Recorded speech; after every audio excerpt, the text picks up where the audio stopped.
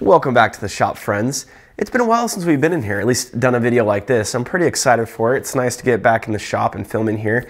I kind of like it. I had a lot of projects going on and had to do some cleanup to make this work. So right in the middle of kind of reorganizing everything because I got some bigger projects coming in and I'm super excited for it. So anyway, enough about that. What are we doing today? Well, today is purely suspension again. Now, I think this is going to be the very last video in the series we've been doing of rebuilding the suspension on my Jeep. We did control arms, new bushings in them. We did brand new springs and changed the ride height. We did an alignment. We did a body lift, a motor mount lift, and then we did a high clearance skid plate for the transmission skid or transfer case skid. And that's all well and good. And the suspension was pretty much done, or so I thought, because there's one crucial little component that I forgot to install that we need to install today. And it's something that I think most people forget until you hit the trail and realize that you need it. So let's take a look. And this is what we're going to be installing. This is the piece that was very crucial that I forgot to install, mainly because I was so focused on everything else. So what do we got here? We have a piece of metal, two pieces of metal, with a hook on one side, a bend, and a hole in the middle. And then we have a very, very nice bolt that comes with it. Look at that. As Wrangler Star would say, this hardware sometimes just gives me the fizz. And it's really nice. Anyway, okay, enough oogling at that. So what is the purpose of this? Well, a spring retainer does exactly what you think it does. It retains the spring from falling out. It holds the spring down. So in a TJ or a Jeep or really most solid axle vehicles, when you start articulating hard enough, right, one side is going to expand really far. Now, on some springs, you can expand so far that spring actually comes unseated from the purchase themselves, meaning it comes loose. When that happens, the spring can fall out on some vehicles, or more common like a TJ, it can't really fall out because you have a bump stop that's so deep inside the spring, it can't really fall out. What it can do though is it can twist around and move around in there, and that's no good because the springs kind of have a spot they're supposed to sit in, and if you twist, it creates funky things with the springs and you get some bind and stuff. So to prevent that, what we do is we put the spring in the position it's supposed to be in, and then we clamp it just like that. And now, if your vehicle moves up and unseats that spring's not free to twist around. It stays in the exact same spot, so when the vehicle comes back down, the spring's in the same position, and you just keep going along, no worries. These are really important to have actually for a lot of vehicles. I can't tell you how many times, and this person will know who I'm talking to, how many times I've had to put their springs back in their vehicle or move them around after they've articulated or flexed too hard because they didn't have a way to retain the springs. Not very expensive, super cheap, and well worth it if you're doing suspension mods. This and bump stops are very crucial because you don't want a spring popping out on the trail and then have to figure out how to pop it back in. It can be a nightmare sometimes. So let's go ahead and get these painted and then get them installed. I'll tell you what, friends, I have learned my lesson on not painting parts properly.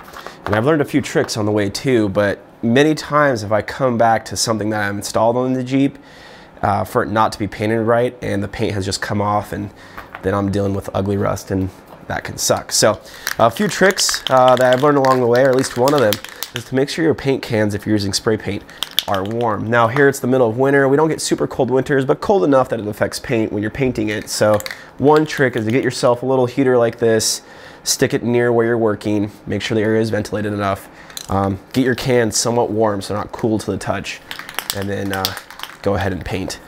And so we'll just give it a quick primer, and then we're going to give it a quick black, and that should be all there is to it.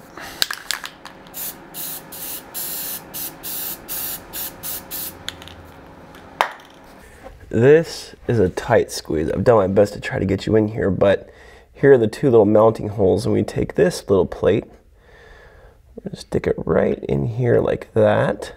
See, that's going to clamp over this edge. And then we're going to take our bolt. Oh, wait. I almost forgot to apply some Loctite. That would have been not advisable, not the best. Little unknown fact, this is something I just learned, I didn't know this. Loctite actually acts as an anti-seize. All right, so we're just gonna put that right there. And then we're going to take our little Milwaukee and we're just gonna drive this thing in. Let's see what happens. Perfect, just like that. Nothing to it. Now it's all nice and tight in there. That spring is captured, and now it's not going to go anywhere. All right, now to do this side, same thing. All right, it is very tight in there, but that's okay. Get our Loctite on here.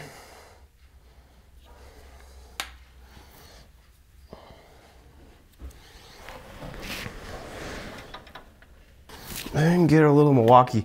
And honestly, this is why I purchased these things, is so I could get this in these tight little areas, especially with the 2-amp battery, or 1.5 amp, whatever it is. You can just fit it into the most tiny spaces. That space in there is tighter. I jacked the other side up a little bit just so I could get the camera in there so you guys could see what's going on. And that gave me just enough space to fit this guy in there. It's like 1/2 inch too tiny. So we'll just give this guy a little lift. That'll be more than enough. Now we should be able to sneak this little guy in here and get this done. There we go. Cool. That was easy. Well, that was one of the easier installs I've done. 2 bolts, some paint, a little bit of Loctite in the kit. You can't really go wrong. Honestly, it took longer for the paint to dry to install these things. And you don't have to have a Milwaukee impact drive or anything. You can totally do this by hand. The screws are like self-tappers, almost like machine self-tappers.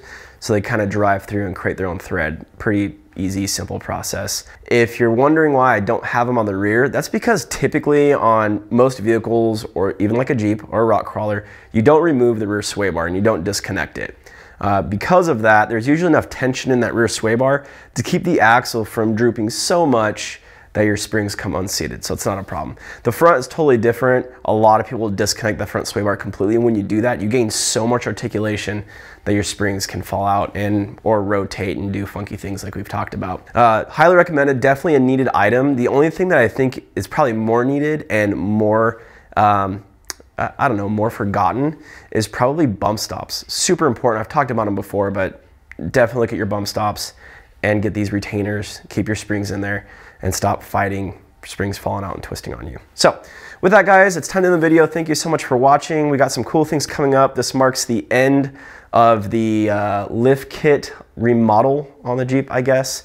That's what we're calling it. So we're done with suspension work finally, I'm glad. And now we're gonna move on to bigger and better things. One of them is to tuck the rear gas tank skid back up into the body, since we have a body lift back on the rig. I'll show you how to do that. I'll show you the kit I use, and we'll do a good review of the skid plate I have on there, since I've had it for quite a long time. And it's pretty awesome. So with that, guys, thank you for watching. I really appreciate it, and we'll see you in the next video. Yeah, that was pretty easy. Cool.